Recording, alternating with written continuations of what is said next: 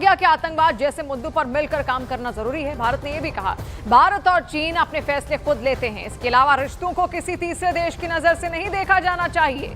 भारत ने यह भी कहा कि भारत चीन प्रतिद्वंदी नहीं, विकास के साझेदार हैं। तो देखिए एससीओ की 25वीं बैठक यहां पर थी और ऐसे में प्रधानमंत्री नरेंद्र मोदी और शी जिनपिंग के बीच देखिए किस तरीके से वार्ताएं वहां पर हुई। आतंकवाद का मुद्दा वहां पर उठा, सीमा का मुद्दा वहां पर उठा। इसके अलावा भारत की ओर से कहा गया कि रिश्तों को किसी तीसरे देश की नजर से ना देखा जाए और चीन और भारत अपने मुद्दे सुलझा सकते हैं। साथ ही यह भी कहा गया कि भारत और चीन प्रतिद्वंदी नहीं है बल्कि साझेदार हैं, विकास के साझेदार हैं। तो देखिए एससीओ समिट जो कि बेहद महत्वपूर्ण यहां पर थी और पहले से ही तय था कि आतंकवाद का मुद्दा तो यहां पर जरूर उठाया जाएगा और प्रधानमंत्री नरेंद्र मोदी ने आतंकवाद का मुद्दा पुरजोर तरीके से शंघाई कोऑपरेशन ऑर्गेनाइजेशन की इस बैठक में उठाया। और चीन ने मोदी जिनपिंग मुलाकात पर आधिकारिक बयान जारी किया है जिसमें कहा गया है दोनों देशों को अच्छा पड़ोसी और साझेदार बनना चाहिए। बयान में जोर दिया गया कि दोनों देशों के रिश्तों को लगातार बेहतर और स्थिर तरीके से आगे बढ़ाया जाए। चीन ने यह भी कहा कि सीमा पर शांति बनाए रखने के लिए मिलकर काम करना जरूरी है। साथ ही दोनों देशों के आपसी सहयोग और साझेदारी से 21वीं सदी को एशियाई सदी बनाया जा सकता है। तो चीन की ओर से यह आधिकारिक बयान यहां पर दिया गया है। बॉर्डर पर शांति के लिए मिलकर काम करना चाहिए, ये चीन का यहां पर कहना है। इसके लिए पहले आपने भारत का रुख भी यहां पर देखा, भारत की ओर से क्या कुछ कहा गया था। इसके अलावा आपसी सहयोग बढ़ाने पर भी बात चीन की ओर से यहां पर कही गई है। इसके अलावा इस वक्त हमारे सहयोगी नीरज हमारे साथ यहां पर जुड़ रहे हैं। नीरज, देखिए आतंकवाद का जो मुद्दा था, आपको याद होगा जब जो रक्षा मंत्रियों की जब बैठक हुई थी तो रक्षा मंत्री राजनाथ सिंह गए थे, तब उसमें जो ज्वाइंट स्टेटमेंट था उसमें किसी बात का जिक्र नहीं था, आतंकवाद का जिक्र नहीं था, पहलगाम का जिक्र नहीं था, निंदा नहीं की गई थी पाकिस्तान की। लेकिन आज जब प्रधानमंत्री वहां पर गए, जो वार्ताएं हुई, आतंकवाद का मुद्दा भी छिड़ा। इससे क्या संदेश निकलता है? देखिए, एक बड़ा संदेश ये है कि भारत और चीन इस बात पे सहमत है, यानी मोदी और शी जिनपिंग इस बात पे सहमत है कि आतंकवाद और निष्पक्ष व्यापार के मसले पे, निष्पक्ष व्यापार से मतलब है टैरिफ के मसले को इस मुद्दे पर आप शामिल कर सकती हैं।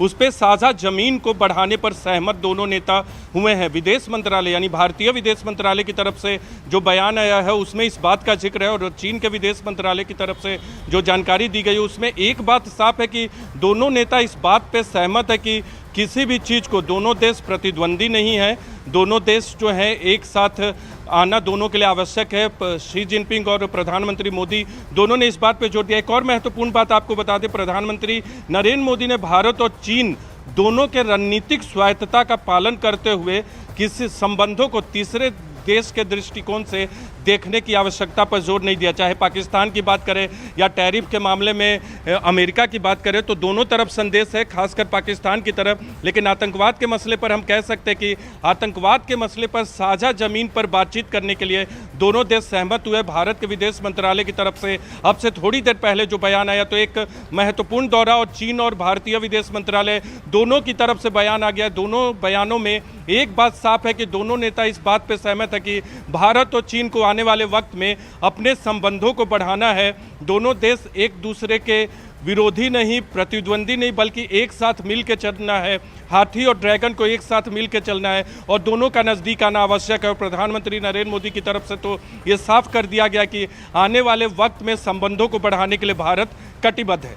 बिल्कुल नीरज, और देखिए ये तमाम बातें यहाँ पर होना बहुत जरूरी भी था क्योंकि शंघाई कोऑपरेशन ऑर्गेनाइजेशन को तैयार ही इसलिए किया गया था ताकि तमाम देश आपसी समरसता को, बॉर्डर विवाद को सुलझा सके। आप देखिए दोनों नेताओं के बीच ये बैठक तियानजिन में करीब 1 घंटे तक चली। इस दौरान प्रधानमंत्री नरेंद्र मोदी ने कहा कि हमारे संबंध बेहतर हुए हैं, कैलाश मानसरोवर यात्रा दोबारा शुरू हो गई है और दोनों देशों के बीच सीधी उड़ानें भी फिर से शुरू हो रही हैं। वहीं राष्ट्रपति शी जिनपिंग ने यह कहा कि पीएम मोदी से फिर मिलकर खुशी हुई। चीनी राष्ट्रपति ने कहा कि ड्रैगन और हाथी की दोस्ती जरूरी है।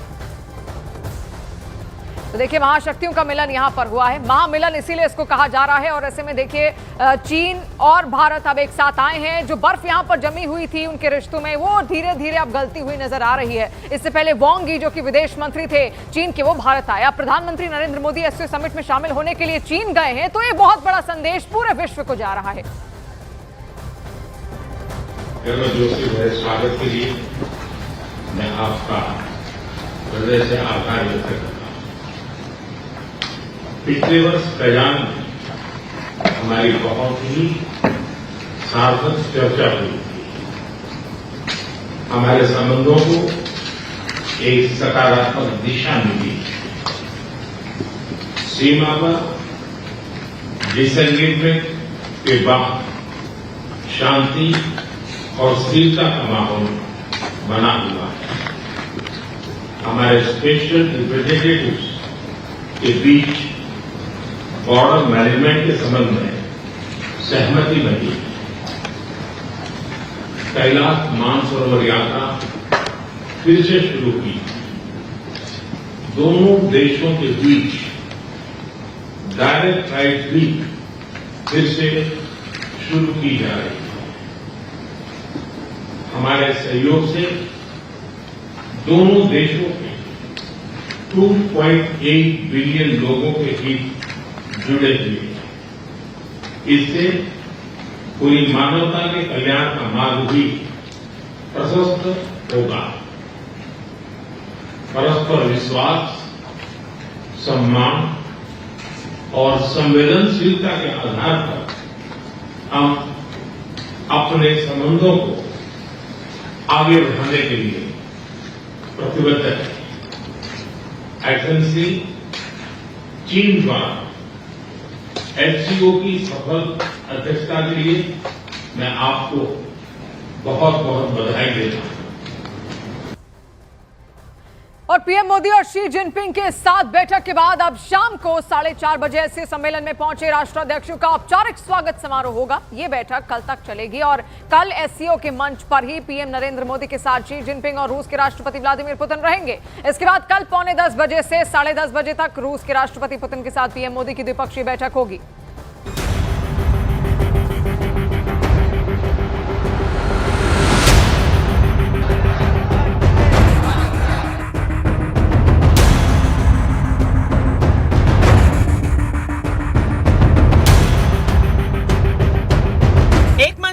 के सदस्य देशों के राष्ट्राध्यक्षों की मौजूदगी के बीच दुनिया भर की निगाहें इस तिकड़ी पर होगी।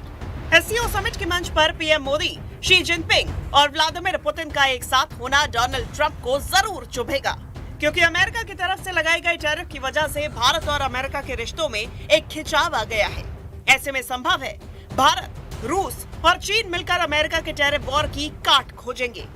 अमेरिका तो इस समिट में नहीं है, लेकिन वो ना रहकर भी इस समिट पर अपनी पूरी नजर रखेगा,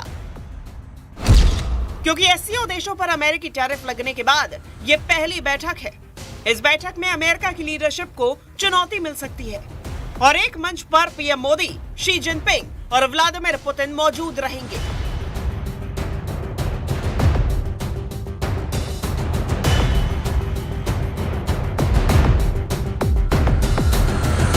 यानी इस तिकड़ी के फैसलों का असर दुनिया पर पड़ने वाला है और इनके द्वारा लिए जाने वाले फैसलों से ट्रंप के बौखलाने के चांस ज्यादा बन रहे हैं, क्योंकि अमेरिकी राष्ट्रपति डोनाल्ड ट्रंप भारत के साथ ऐसा व्यापार युद्ध छेड़ चुके हैं जिसका विरोध दुनिया के कई देश कर रहे हैं। जानकारों का कहना है कि अगर भारत ट्रंप के टैरिफ के खिलाफ अन्य देशों से गठजोड़ करता है तो ये अमेरिका के लिए ही नुकसानदेह साबित होगा। वहीं भारत के इन कदमों से डोनाल्ड ट्रंप बौखलाकर कुछ प्रतिबंधों का ऐलान भी कर सकते हैं। उन्होंने पहले भी कहा है कि अगर भारत रूस से तेल खरीदना जारी रखता है तो अतिरिक्त शुल्क लगाया जाएगा। इस धमकी के बावजूद भारत रूस से तेल खरीदना जारी रखा। इससे गुस्साए अमेरिका ने भारत पर 50% टैरिफ लगा दिया, जिसके बाद से भारत और अमेरिका के बीच संबंधों की खाई गहरी हो गई है। माना जा रहा है कि एससीओ समिट में जब पीएम मोदी की रूस के राष्ट्रपति व्लादिमीर पुतिन से मुलाकात होगी, तब ऊर्जा, रक्षा, अंतरिक्ष, व्यापार और अमेरिकी टैरिफ जैसे मुद्दों पर चर्चा होगी। और एससीओ समिट से पहले पुतिन इससे जुड़ा बयान भी दे चुके हैं, जिसमें उन्होंने कहा था कि एससीओ के देश मिलकर वैश्विक चुनौतियों का सामना करेंगे और आपसी सहयोग